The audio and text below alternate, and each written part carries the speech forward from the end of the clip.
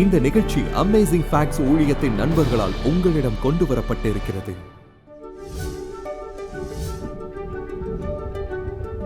மின்னல் ஒரே இடத்தை 2 முறை தாக்காது என்ற பரிச்சயமான நம்பிக்கைக்கு மாறாக உண்மையில் தீவிர மின் சூறாவளியின் போது பல முறை பொருட்களை, ஜனங்களை கூட தாக்குவது அறிந்ததே.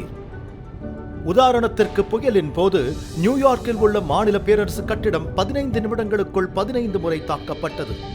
சில நேரங்களில் மின்னல் உண்மையில் ஒரே இடத்தில் 42 முறை ஒளிக்கற்றை மின்னல்களை வெளியேற்றும். அது அத்தகைய விரைவான அடுத்தடுத்து தொடர்ச்சியான ஒரே மின் வெட்டொளி போல தோன்றும். ஆனால் இவை அனைத்தும் வினாடிக்கு கால் பகுதிக்கும் குறைவாகவே நிகழும்.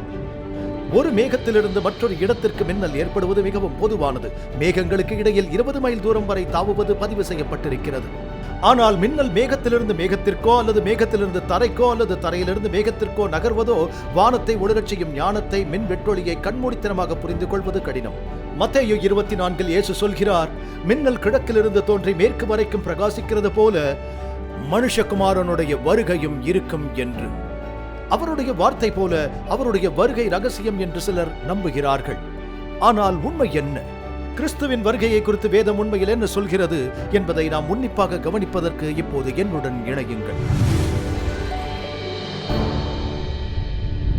இன்று காலை நம் விளக்க காட்சியில் கிறிஸ்துவின் வருகைக்கான கருப்பொருளை குறித்து பேசப் போகிறேன். மேலும் சீர்திருத்தத்தின் ஆண்டு நிறைவின் பின்னணியில் இந்த சில விஷயங்களை நாங்கள் செய்து வருகிறோம். உங்களுக்கு தெரியுமா தெரியவில்லை, ஆனால் மார்ட்டின் லூதர், மெலன்ஸ்தான், பிலிப் மெலன்ஸ்தான் மற்றும் பல சீர்திருத்தவாதிகள் காலத்தின் சிறந்த வாரம் என்று அழைக்கப்பட்ட ஒன்றை நம்பினார்கள். மனிதனின் வரலாறு சுமார் 6000 ஆண்டுகள் நீடிக்கும் என்றும் பரலோகத்தில் ஆண்டவருடன் 1000 ஆண்டுகள் செலவிடுவோம் என்றும் அவர்கள் நம்பினார்கள். பின்பு அந்த நேரத்தில் பூமி சுத்திகரிக்கப்பட்டு எல்லாம் புதிதாக மாறும். அவர்கள் நினைத்த உலகம் எவ்வளவு காலம் என்ற கால அளவீடு கொஞ்சமாக இருந்தது, வேத யுகங்களை சேர்த்து. ஆனால் அவர்களில் பலர் இதை நம்பினார்கள். எங்கள் இயக்கத்தில் ஒருவரான ஜேஎன் ஆண்ட்ரூஸ், அவர் விசேஷித்த 1000 வாரம் மற்றும் வாரகாலம் பற்றி எழுதினார். அடிப்படையில் அவர் சொல்வது என்னவென்றால், அந்த வசனத்தின் காரணமாக 2 பேதுரு 3ஆம் அதிகாரம் 8வது வசனம், பேதுரு சங்கீதங்களை மேற்கோள் காட்டுகிறார். உமது பார்வைக்கு 1000 வருஷம் நேற்று கழிந்த நாள் போலவும் என்று பேதுரு சொல்கிறார். கர்த்தருக்கு ஒரு நாள் 1000 வருஷம் போலவும் 1000 வருஷம் ஒரு நாள் போலவும் இருக்கிறது என்று. நீங்கள் வேதத்தின் வயதை சேர்க்கும் போது நமக்கு சரியாக தெரியாது. இதை முயற்சி செய்து ஒரு தேதியை குறிக்க வேண்டாம். ஆனால் உங்களுக்கு தெரியும், சுமார் கிமு 4000 ஆண்டுகள் ஆதாம் உண்டாக்கப்பட்டது முதல் இது யுகங்களை கொடுக்க துவங்கியது. ஆதாம் எவ்வளவு காலம் வாழ்ந்தார், சேத் எவ்வளவு காலம், ஏனோக்கு எவ்வளவு காலம், நோவா வரை எவ்வளவு காலம். பின்னர் சில தெளிவற்ற தன்மையும் இருக்கிறது. சரியான தேதி நமக்கு தெரியாது. ஏனென்றால் சேம், காம், யாப்பேத் என்பவர்களை நோவா பெற்றதாகவும் அவர்கள் மும்மூர்த்திகளாக இல்லாதிருந்தால். பின்பு நீங்கள் ஆபிரகாம் வழியை பாருங்கள். ஆபிரகாம் முதல் யாத்ராகமத்திலிருந்து இன்று வரை வரலாற்றை மிக துல்லியமாக கண்காணிக்க முடியும். கவனமாக காலவரிசைப்படுத்துவதில் யூதர்கள் மிகவும் தெளிவாக இருந்தார்கள். இயேசு சுமார் கிமு 4 பிறந்தார். சுவாரஸ்யமானது, சிருஷ்டிக்கப்பட்ட தோராயமாக கிமு 4004 ஆண்டுகள். அது ஆசாரிய பயனரின் காலவரிசை. ஏப்ரஹாம் கிமு 2004 பிறந்தார். இயேசு கிமு 4 பிறந்தார். நாம் சுமார் 2000 ஆண்டுகளுக்கு பிறகு இப்பொழுது வாழ்ந்து கொண்டிருக்கிறோம். பின்னர் இயேசு வந்து அவருடன் 1000 ஆண்டுகள் வாழ எடுத்துக்கொள்ளப் போகிறோம். உங்களுக்கு 3 பெரிய யுகங்கள் உண்டு. சிருஷ்டிப்பு முதல் ஆபிரகாம் வரை முதல் 2000 ஆண்டுகள் உங்களுக்கு கிடைத்துவிட்டது. அது முற்பிதாக்களின் ஆண்டு என்று அழைக்கப்படுகிறது. இவை வேதத்தில் நீங்கள் காணும் 3 சகாப்தங்கள். முற்பிதாக்களின் மூலமாக தேவன் நற்செய்தி பிரசங்கித்தார். அவர்கள் யூதர்கள் அல்ல. அவர்கள் நோவா, ஏனோக்கு, மெத்துசெலா போன்றோர்கள். பின்பு ஏபிரகாம் பிறக்கிறார். அடுத்த 2000 ஆண்டுகளுக்கு தேவன் யூதர்கள், இஸ்ரவேலர்கள், அவருடைய ஜனங்கள் மூலம் சுவிசேஷத்தை பிரசங்கித்தார். அவர் சத்தியத்தின் பிரசங்கங்களை அவர்களுக்கு போதித்தார். மேசியா அவர்கள் வழியில் வந்தார். கடந்த 2000 ஆண்டுகளாக சபைகள் மற்றும் ஆவிக்குரிய இஸ்ரவேலர்கள் மூலம் தேவன் உலகத்துக்கு சுவிசேஷத்தை பகிர்ந்து கொண்டிருக்கிறார். கிறிஸ்து வரப்போகிறார். நாம் அவருடன் 1000 ஆண்டுகள் வாழ்வோம், அரசாட்சி செய்வோம். இது கிட்டத்தட்ட 1000 ஆண்டு ஓய்வு நாள் போன்றது. பின்னர் அவர் புதிய வானத்தையும் பூமியையும் உண்டாக்குவார். வேதத்தின் மூலம் இந்த வடிவத்தை நீங்கள் காண முடியும். உங்களுக்கு புதிய எருசலேம் ஒரு மணமகனாக வரப்போகிறது. நல்லது, யாக்கோபு 7 வருடங்கள் லாபானிடத்தில் வேலை செய்து ராக்கேலை திருமணம் முடித்தார். யோசுவாவை பாருங்கள். எரிகோவை சுற்றி யோசுவா எத்தனை முறை வலம் வந்தார்? 7 முறை அல்ல, 13 முறை. எல்லோரும் சொல்கிறார்கள் 6 நாட்களுக்கு ஒரு முறை என்று. 6 நாட்களுக்கு பிறகு 7ஆம் நாளில் 7 முறை அணிவகுத்து எக்காளங்களை ஊதி நகரத்தை சுதந்தரித்தார்கள். 6 நாட்களுக்கு பிறகு அவர்கள் நகரத்தை சுதந்தரித்தார்கள். 6 ஆண்டுகளுக்கு ஒரு எபிரேய ஊழியரை வைத்துக் கொள்ளலாம். 7ஆம் ஆண்டு அவர் விடுதலையாவார். இயேசு தம்முடைய சீஷர்களுக்கு வாக்கு கொடுத்ததாக வேதம் கூறுகிறது. சிலர் தேவனுடைய ராஜ்யம் பலத்தோடே வருவதை காணும் முன் மரணத்தை ருசிப்பதில்லை என்று மெய்யாகவே உங்களுக்கு சொல்லுகிறேன் என்றார். இது மார்க் 9ஆம் அதிகாரத்தில் சொல்லப்பட்டிருக்கிறது. 6 நாளைக்கு பிறகு அவர்கள் முன்பாக மறுரூபமானார். சொல்லப்பட்ட இடத்தில் மோசே மலையின் மேல் ஏறின போது ஒரு மேகம் மலையை மூடிற்று. கர்த்தருடைய மகிமையின் மேல் தங்கியிருந்தது. 7ஆம் நாளில் அவர் மேகத்தின் நடுவிலிருந்து மோசேயை கூப்பிட்டார். 6 வருஷம் நீ உன் நிலத்தில் பயிரிட்டு அதன் பலனை சேர்த்துக்கொள். 7ஆம் வருஷத்தில் இளைப்பாற ஓய்ந்திருப்பாயாக. இயேசு விதைப்பவர் 6000 ஆண்டுகளாக தேவன் நற்செய்தியை விதைத்து வருகிறார். பின்பு இயேசு வரப்போகிறார். உலகின் நிலை பாழாகப் போகிறது. இஸ்ரவேலின் பிள்ளைகள் பாபிலோனுக்கு கொண்டு செல்லப்பட்டு அவர்கள் 70 ஆண்டுகள் பாபிலோனில் இருந்ததாக வேதம் கூறுகின்றது. அது தனித்து விடப்பட்டு ஓய்வெடுத்துக் கொண்டிருந்தது. மில்லியனத்தின் 1000 ஆண்டுகளில் பூமி பாழடைந்து போனது. அது ஓய்வு நாளை கடைபிடித்தது. எனவே நான் தொடர்ந்து சொல்ல முடியும். ராஜா யோவாஷ் ஆண்டவரின் ஆலயத்தில் தாவீதின் குமாரன் அந்த பொல்லாத ராணியிடமிருந்து 6 வருடங்கள் அவள் தேசத்தை ஆண்டபோது மறைந்திருந்தான்.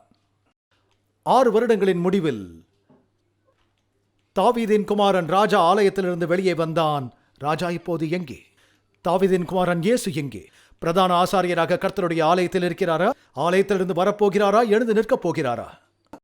ஆலயத்திலிருந்து யோவாஷ் வெளியே வந்தான். அவர்கள் எக்காலம் ஊதினார்கள். இயேசு வரும்போது எக்காலம் ஊதப்படுமா? ஜனங்கள் மகிழ்ந்தார்கள். இயேசு வரும்போது சந்தோஷப்படுவார்களா? துன்மார்க்கர்கள் கொல்லப்பட்டனர். நான் யோவாஷின் நிகழ்வை சொல்கிறேன். இயேசு வரும்போது துன்மார்க்கர்கள் கொல்லப்படுவார்களா? அப்போது சமாதானம் இருக்கும் என்று வேதம் கூறுகிறது. இயேசு வந்த பிறகு சமாதான ராஜ்யம் இருக்குமா? வேதத்தில் உள்ள இந்த நிகழ்வுகள் அனைத்தும் இயேசுவின் வருகையை நமக்கு சொல்லுகிறதாக இருக்கிறது. அது எப்போதும் நிலைக்காது. கிறிஸ்து வந்து அவர் எல்லாவற்றையும் சரியாக அமைக்கும் போது உலக வரலாற்றில் சிறந்த முடிவு வரும். ஆகவே அவர்கள் இயேசுவோடு 1000 ஆண்டுகள் அரசாழ்வார்கள். நீங்கள் வெளிப்படுத்தல் 20 வாசிக்கலாம். இன்னொரு விஷயத்தை யோசித்தேன். ஆதாம் மற்றும் ஏவாளுக்கு தேவன் என்ன சொன்னார்?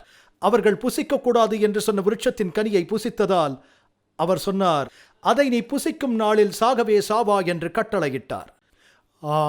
ஆதாமும் ஏவாளும் விலக்கின விருட்சத்தின் கனியை புசித்தவுடன் மரித்தார்களா? இல்லை, அவர்கள் ஆவிக்குரிய வகையில் மரித்து போனார்கள்.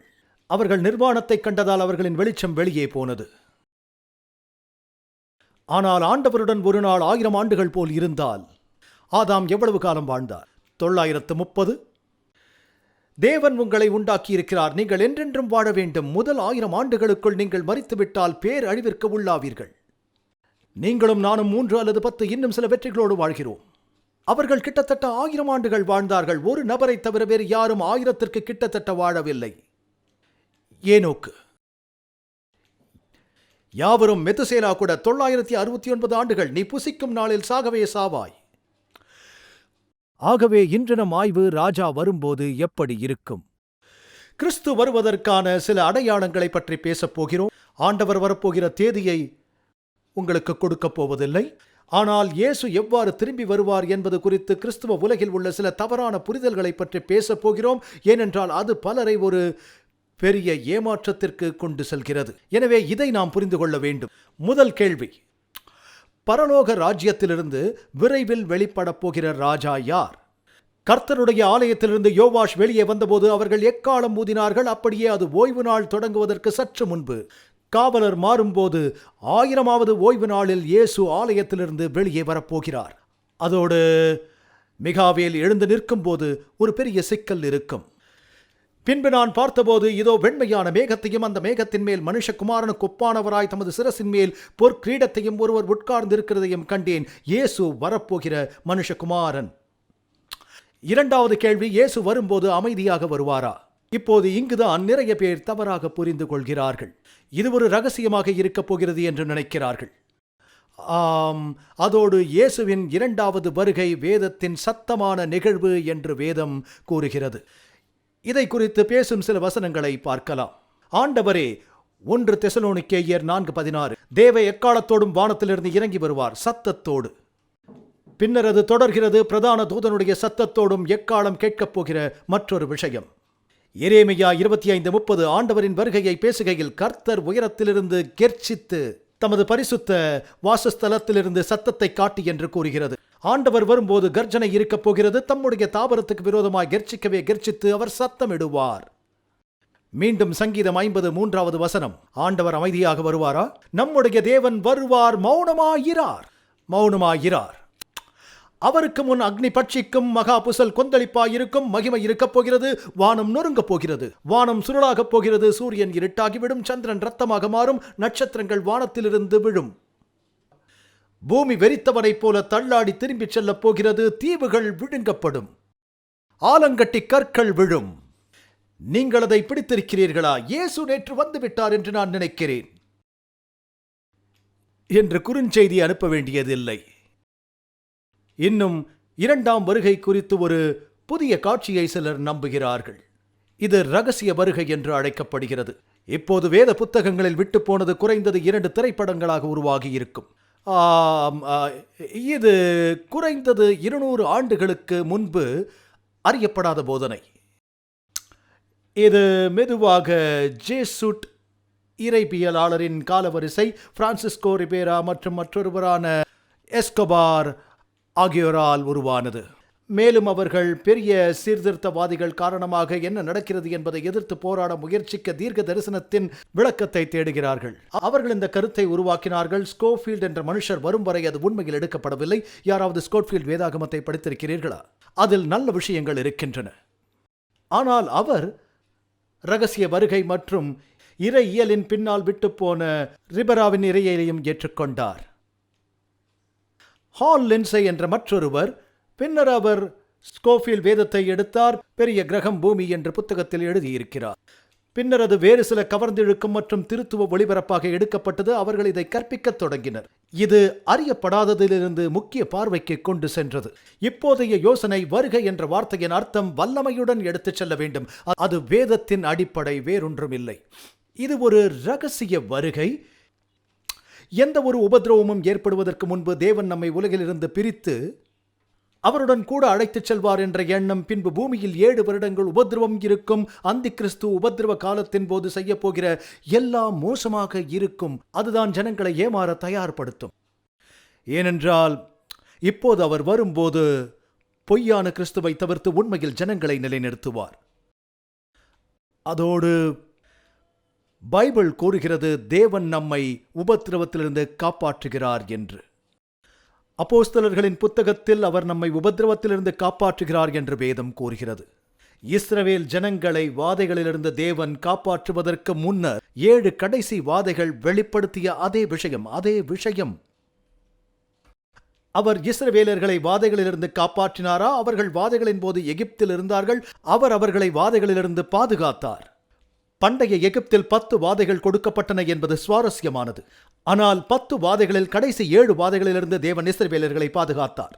வெளிப்பாட்டில் எத்தனை வாதைகள்? 7. அதே 7லிருந்து நாம் பாதுகாக்கப்படுவோம். நாம் உலகில் இருக்கிறோம். அதனால்தான் இயேசு முடிவு பரியந்தம் நிலை நிற்பவனை ரட்சிக்கப்படுவான் என்றார். தேவன் தனது ஜனங்களை சோதனைகளிலிருந்து காப்பாற்றுவார். நோவாவை வெள்ளத்திலிருந்தும், ஷாத்ராக் மேஷாக் ஆபத்நேகோவை எரிகிற அக்னிச்சூளையிலிருந்தும், தானியேலை சிங்க கெபியிலிருந்தும், யோசேப்பையும் யோபுவையும் சோதனைகளிலிருந்து காப்பாற்றினார். அது மட்டுமல்ல, அவர்கள் அனைவரும் தேவனுக்கு முன்பாக மகிமையான சரீரங்களாக உயிர் தெழுவார்கள் என்று நான் நம்புகிறேன். ஆனால் தேவனின் ஆலயமாக நாம் உலகின் இருளில் பிரகாசிக்கும் வெளிச்சமாக இருக்கிறோம். நண்பர்களே, இன்றைய விளக்க காட்சிக்கு இன்னும் கொஞ்ச நேரத்தில் திரும்ப போகிறோம். அதுவரை எங்கும் செல்ல வேண்டாம். கடின உழைப்பால் பாதிக்கப்பட்ட இந்த உலகத்திலிருந்து விடுதலை பெற்று இனி வேதனையும் துக்கமும் இல்லாத உலகில் நீங்கள் வாழ எப்போதாவது விரும்பி இருக்கிறீர்களா? நிச்சயமாக இயேசு மீண்டும் வருகிறார். விசேஷமாக விளக்கப்பட்ட இந்த ஆதாரத்தை உங்களுக்கு நாங்கள் வழங்க விரும்புகின்றோம். வேத வசனங்களால் நிறைந்த உன்னத விடுதலை என்று அழைக்கப்படும் இந்த வளமானது கள்ள கிறிஸ்துவால் ஏமாற்றப்படுவதை தவிர்ப்பது எப்படி என்று, இந்த வார்த்தைகளுக்கு நீங்கள் எவ்வாறு தயாராக இருக்க முடியும் என்று இயேசுவின் 2வது வருகையை விஞ்ஞானத்தில் விளக்குகிறது. இலவச நகலை பெற உங்கள் திரையில் காணும் தொலைபேசி எண்ணில் அழைக்கவும். சலுகை எண் 308 குறிப்பிடவும். இணையதள முகவரியை பார்வையிடவும். இந்த வளத்தை படித்த பிறகு உங்கள் நண்பர்களுடன் பகிர்ந்து கொள்ளுங்கள். இன்றைய விளக்க காட்சிக்கு இப்போது திரும்பி தேவனின் வார்த்தையிலிருந்து இன்னும் சில அற்புதமான உண்மைகளை கேட்டு அறியலாம். நான் ஜனங்களை சந்தித்தேன். அவர்கள் நினைக்கிறார்கள் நான் இரகசிய வருகைக்கு தயாராக இல்லை என்றால். நான் உபத்திரவத்திற்கு செல்ல வேண்டியிருக்கும். 7 ஆண்டுகளுக்கு பிறகு இன்னொரு வாய்ப்பு கிடைக்கும். ஆண்களை சந்தித்தோம். அவர்கள், ஆமாம், என் மனைவி, அவள் காணாமல் போவாள், நான் விடுபட்டு போவேன் என்று அவள் என்னிடம் சொல்கிறாள். ஆனால் 7 வருட உபத்திரவத்தின் போது நான் மனம் திரும்பினால் எனக்கு மற்றொரு வாய்ப்பு கிடைக்கும் என்று அவன் சொல்கிறான். நான் உபத்திரவத்திற்கு செல்ல நேரிடலாம் என்று. இதன் பொருள் என்னவென்று உங்களுக்கு தெரியுமா? நான் மோசமாகி விடுவேன், நான் உபத்திரவத்திற்கு கடந்து செல்ல வேண்டியிருக்கும், ஆனால் குறைந்தபட்சம் நான் காப்பாற்றப்படுவேன். நண்பர்களே, பிசாசு 2வது வாய்ப்பு இருப்பதாக சொல்கிறான், ஆனால் 2வது வாய்ப்பு இல்லை. இயேசுவின் வருகை அவ்வளவுதான். நீங்கள் நம்பப் போவதாக இருந்தால் நான் சொல்வதை நம்புங்கள். ஏனென்றால் நான் நம்புவது போல் நீங்கள் நம்பினால் குறைந்தபட்சம் ஆயத்தமாவீர்கள். சொல்வது புரிகிறதா? ஆனால் வேத வசனங்கள் நிறைய உண்டு என்று நினைக்கிறேன். அதனால் இது ரகசிய வருகையாக இருக்கப் போவதில்லை. பின்னர் ஒருவர் சொல்லுவார், பாஸ்டர் டக், அவர் ஒரு திருடனைப் போல வருவார் என்று வேதம் சொல்லவில்லையா என்று. அது சரி, அவர் வருவார் ஒரு திருடனைப் போல. அது ஒரு ரகசிய வருகை. இந்த வசனத்தை படிக்கும் போது பார்த்தால் இயேசு ஒரு திருடனைப் போல வந்து 7 ஆண்டுகள் வாழ்க்கை செல்கிறது போல் தெரிகிறது. நீங்கள் சொல்லுங்கள். அது சொல்கிறது, கர்த்தருடைய நாள் இரவிலே திருடன் வருகிற விதமாய் வரும். அப்பொழுது வானங்கள் மடமட என்று அகன்று போம், பூதங்கள் வெந்து உருகிப்போம், பூமியும் அதிலுள்ள கிரியைகளும் எரிந்து அழிந்து போம். ஆண்டவர் ஒரு திருடனைப் போல வரும்போது இங்கு பூமியில் என்ன நடக்கும்?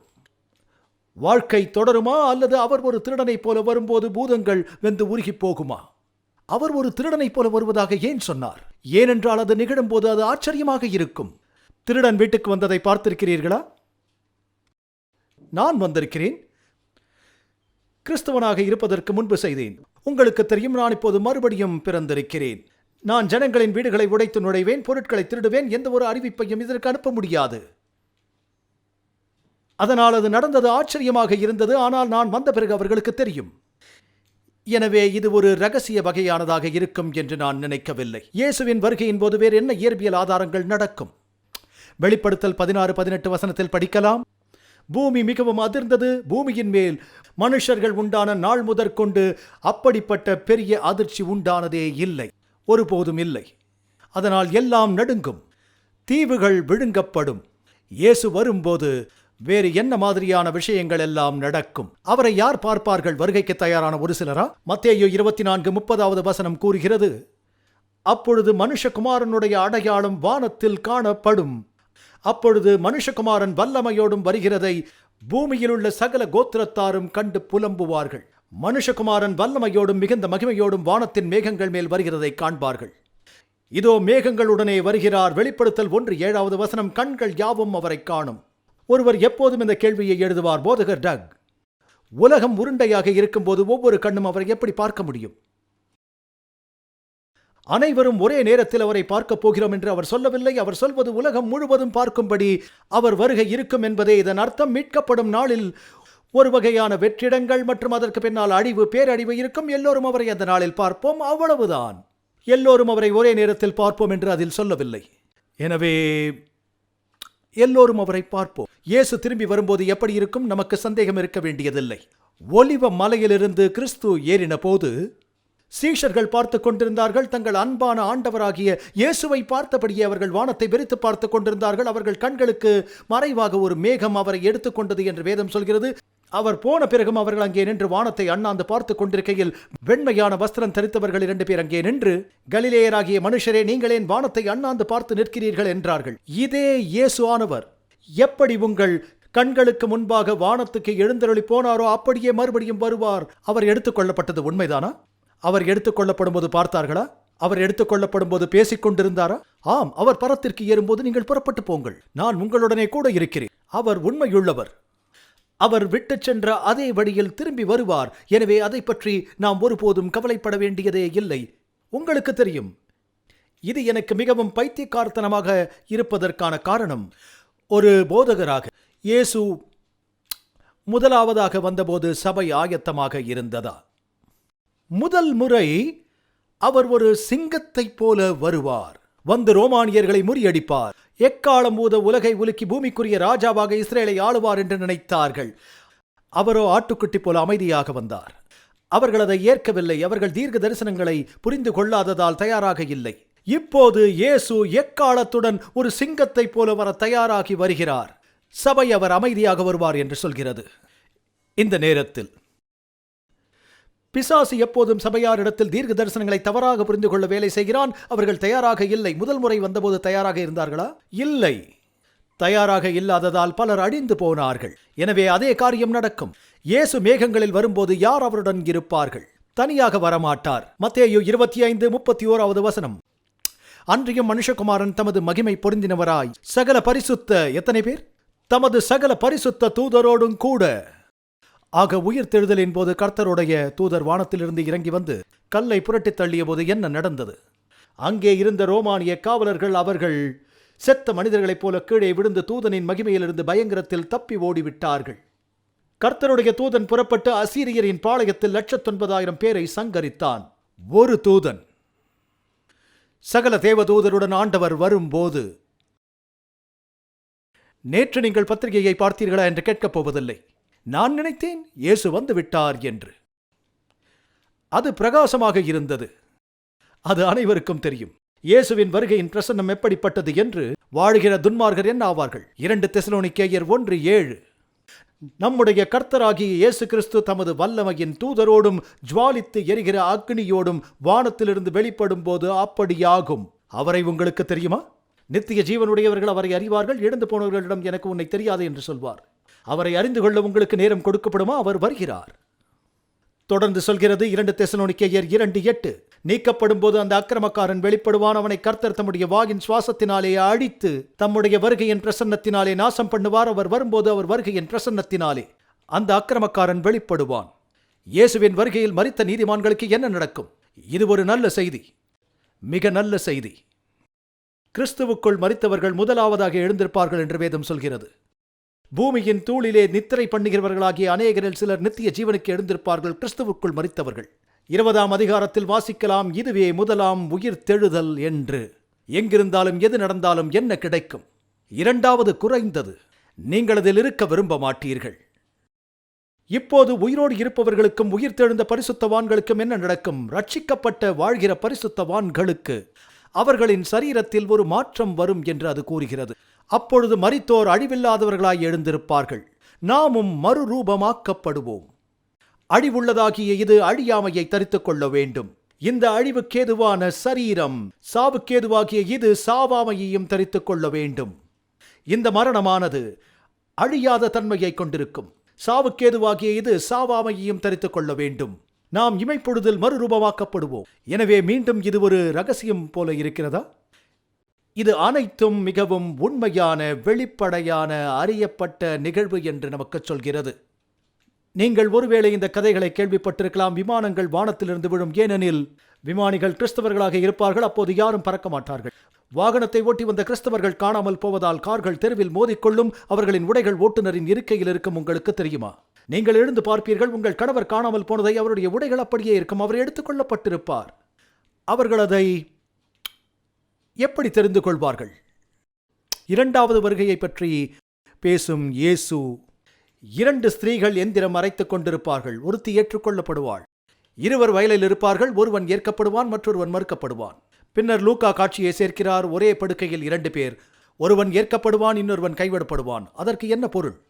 வேதாகம தீர்க்க தரிசனத்தில் ஒரு பெண் எதை குறிக்கிறாள்? சபை.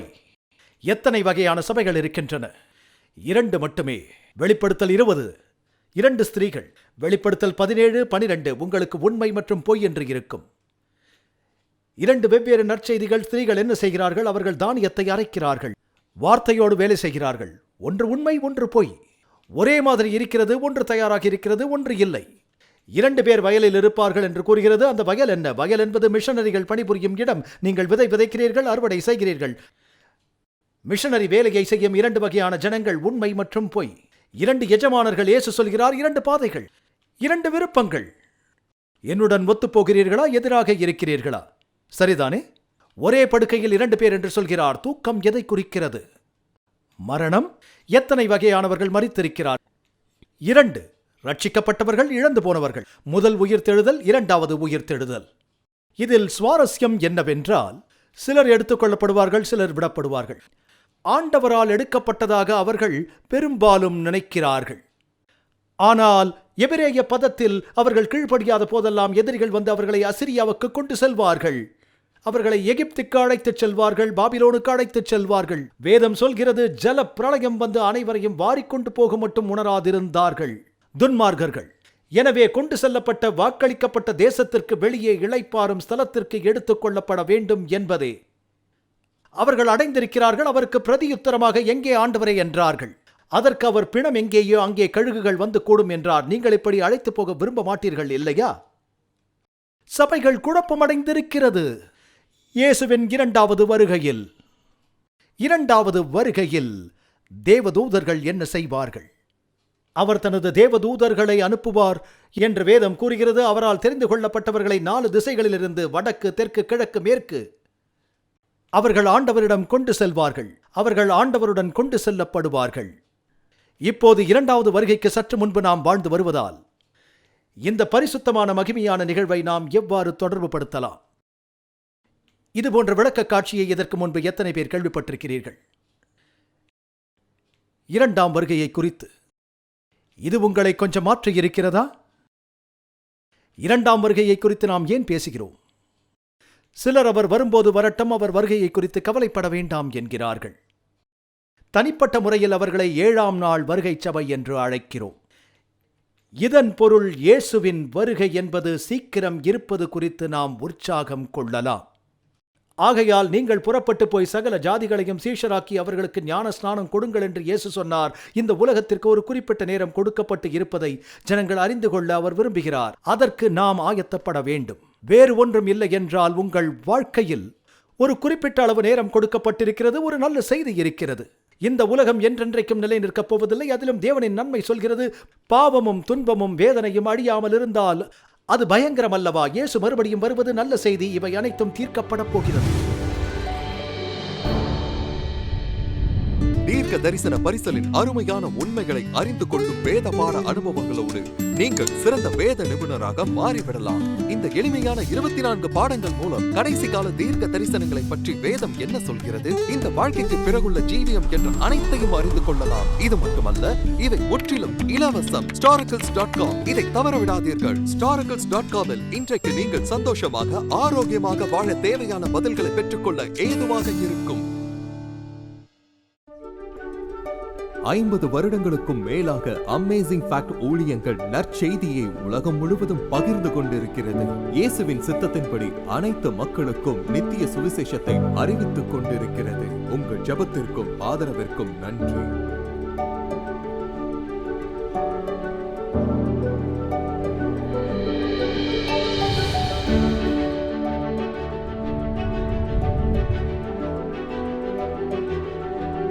இன்றைய இலவச சலுகையை விண்ணப்பிக்க மறந்து விடாதீர்கள். அது நிச்சயம் ஆசீர்வாதமாக இருக்கும். உங்களது தொடர்ச்சியான ஆதரவுக்கு நன்றி. நாங்கள் இயேசு கிறிஸ்துவின் சுவிசேஷத்தை உலகெங்கிலும் கொண்டு செல்கிறதால் நீங்கள் அடுத்த வாரம் இணைந்திருக்க உதவி செய்து கர்த்தருடைய வேத வார்த்தையில் மூழ்கி அற்புத உண்மைகளை ஆராயச் செய்வோம்.